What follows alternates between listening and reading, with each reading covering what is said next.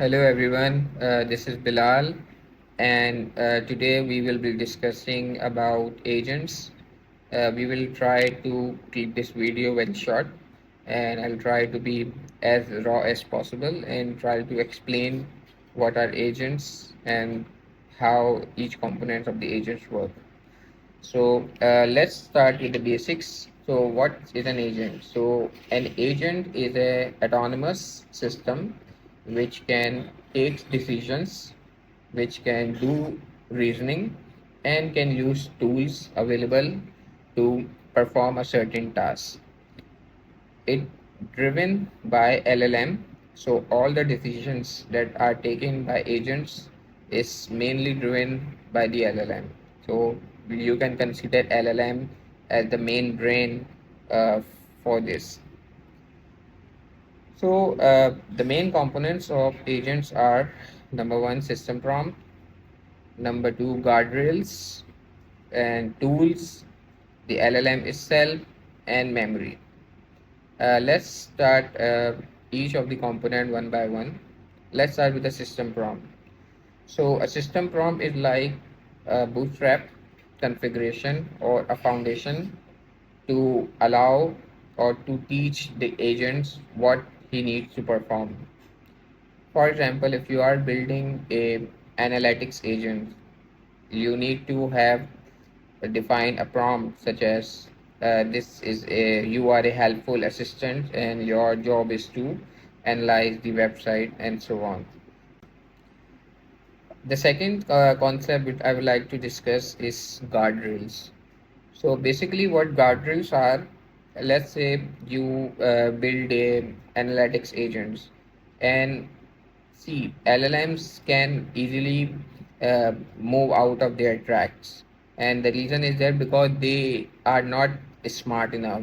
They are just the token predictors. So they only predict what's coming next. So it's your job to actually guards the output or input of the prompts such that it does not deviate from your original task.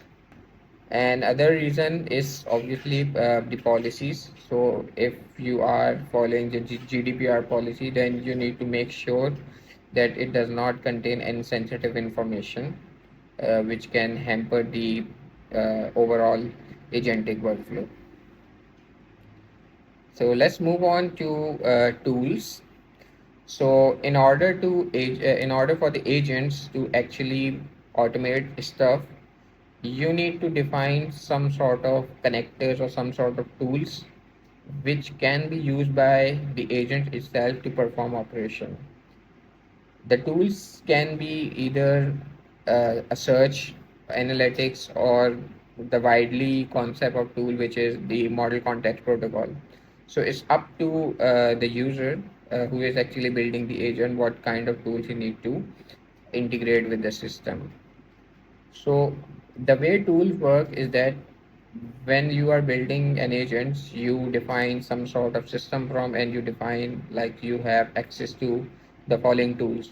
So let's say, for example, if we are building an analytics agent and we want to fetch the analytics from Google Analytics, then obviously we need to define a tool which can be used by the agent itself to call the APIs of Google Analytics and perform the search on our behalf.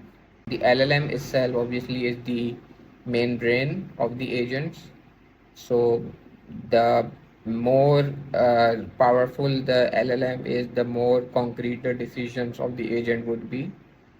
And when you are building an agent, you often switch out different LLMs like ChatGPT with GPT-5 or GPT 4.5, or Anthropic LLM like Claude 4.5, Claude Sonnet, and obviously the Gemini, Flash, and other like Grok. So the LLMs are essential for the agentic workflow because these are the brains behind the agents. And there's also one important thing is that the LLMs should support reasoning capabilities because in most of your agentic workflow, uh, like a fully agentic workflow, the LLM is deciding what is the next step rather than the user telling them what should we do. So a reasoning LLM is more important for an agent to actually work on its behalf. Now let's talk about memories.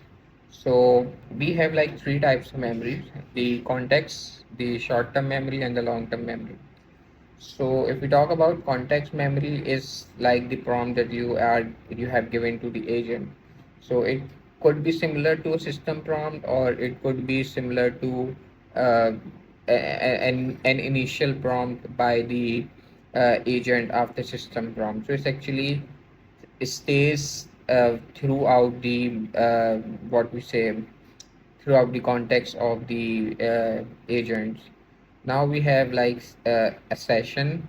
So a session can become as a short-term memory because it only lives within your chat session. So let's say if you have a chat interface where you are communicating with agents, then all the information during that chat session will be will be stored as a short-term memory for the agents.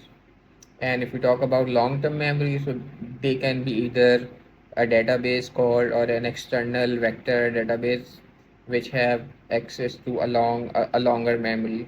And one of the examples of a long-term memory is like when you are building a RAG-based system, which is the retrieval augmented generation, then you often have a separate database which stores a knowledge related to your application, and the agents or the LLM will call that RAG based system to actually fetch the related content or from your knowledge base, and then based on that it's do your further segmentation or further analysis on the prompt.